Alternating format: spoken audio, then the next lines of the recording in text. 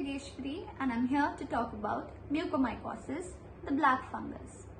It is creating a significant issue today while COVID-19 was already creating a havoc among the general population and the healthcare professionals.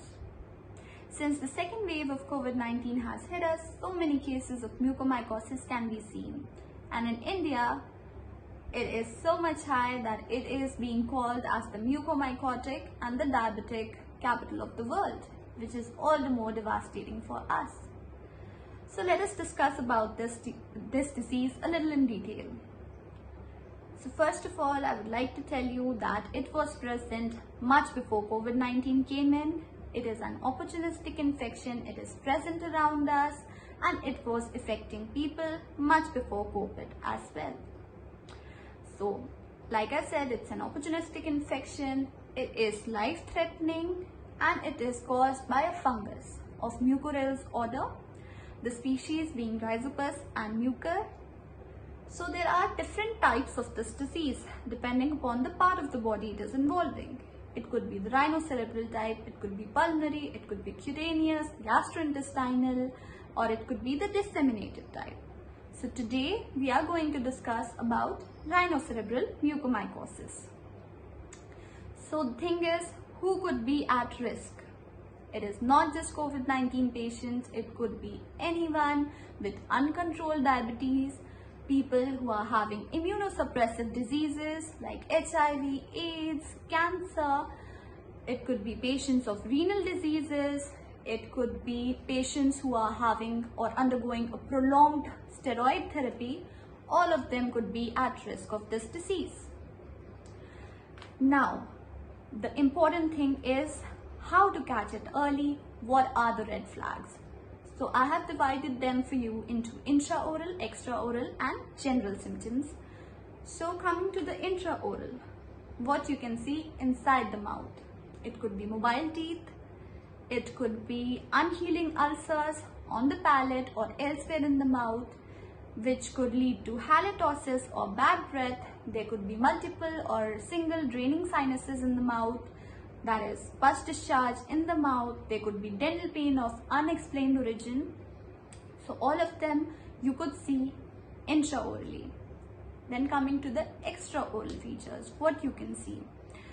You could be seeing discoloration or blackening around the nose, around the eye area. You could see erythema, you could see edema, periorbital edema, swelling around the eye. The patient could complain of pain around the eye. The patient could complain of pain around the nose and this area.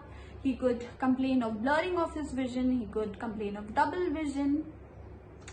Then you could see ptosis, that is drooping of the eyelid of the patient. After this, the complete facial erythema can also be seen in some patients. In some people, even the swelling of the upper lip is seen.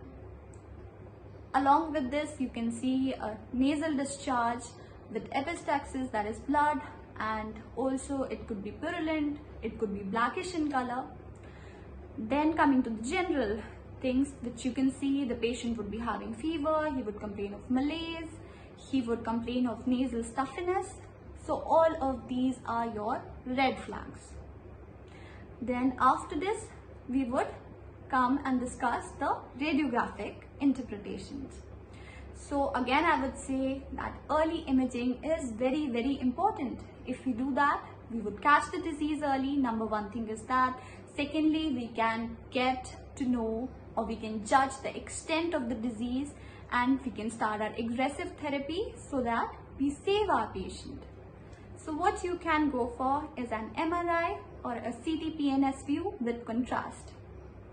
And what you would be seeing in these would be a mucosal thickening, inflammation of the nasal turbinates, a bony erosion, bony sequestration, fluid-filled sinuses.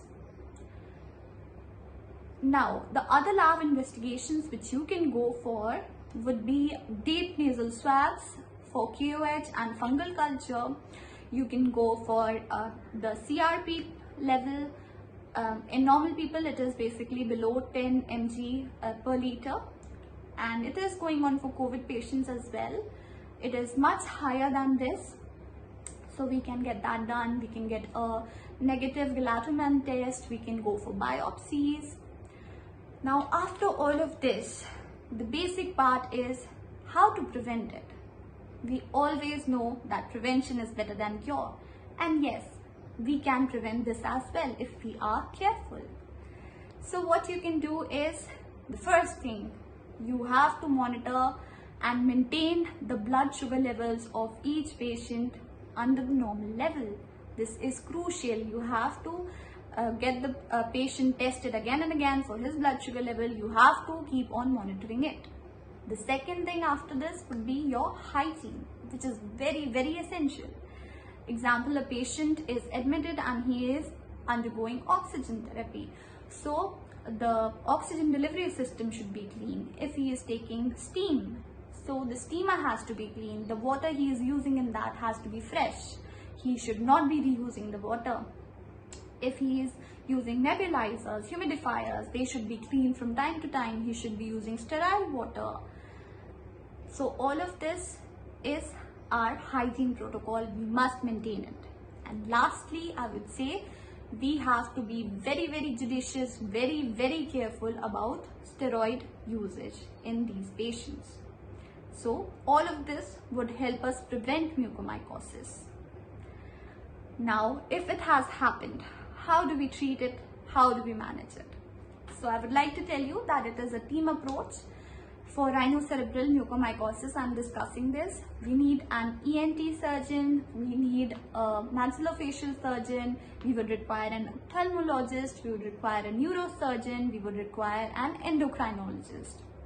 And after the patient has undergone surgery, a part of his face, his eye, mid-facial region or the palate has been removed, we cannot let that patient be like that. So we have to rehabilitate him. We have to replace it with a prosthetic part. So for that, a maxillofacial prosthodontist would also be required. Now, the treatment would be surgical and medical. The surgical treatment, first of all, I would say surgical debridement is very, very important, as it would aggressively clean up pathologic tissue. It would give us a healthy bed for our antifungal therapy to perfuse into. So that is very important. Then the other surgeries which could be gone for are our endoscopic sinus surgeries, Cardwell-Luke procedure, or the maxillectomy or the orbital exenteration. Sometimes it is so much affected that orbital exenteration class 5 has to be gone for the patient. So they remove the complete eye till the palate area, and the palate is even removed. So the defect is from here till here. So it can be that bad for the patient. So after this, the medical line of treatment would be in two phases, first line and second line. The first line has our amphotericin B therapy, that is our liposomal amphotericin B injections can be given, and the second line is our isavuconazole or a posaconazole tablets or injections can be given to the patient. So this is about it, but apart from this, there are so many myths going on. The first is all the people who are getting infected with mucormycosis would die. No, it is not like that. Yes, like I said, it is life-threatening and it progresses very, very aggressively. That is why today we discuss the red flags and how to catch it early and how to treat it and how to prevent it. So if you keep the prevention in mind, if you catch it early, you can save the life of the patient. According to CDC, it has a mortality rate of about 54%. That is different in different types. Like our rhinocerebral type, it is 46% of mortality rate. For the pulmonary, it is 76%. For the disseminated type, that is, it has already affected organ systems and the entire body maybe. So it would be much higher. It can be 96%. The other myth is everybody should start antifungal therapy if he is getting COVID. If he is admitted or not, or if he is in home isolation, he or she should start antifungal therapy. No, please do not do that. Let your physician decide. If he wants to give you a prophylactic dose depending upon your conditions, he would do that for you. You do not have to stock up on antifungal drugs. Most of them could be hepatotoxic as well. So you could do yourself more harm than good. So keep that in mind. And if you stock that up, you would lead to shortage of drugs for the patients who actually need it. So please do not do that. Let your physician decide what treatment and when he wants to start it. And yes, we can prevent it if we are careful. So the need of the hour is to be very cautious, to be hygienic, to maintain our blood sugar levels. And that is it. We can be safe from this disease. And if we are together, if we are aware, we surely would be safe. So this is about it in this video. Further questions are always welcome.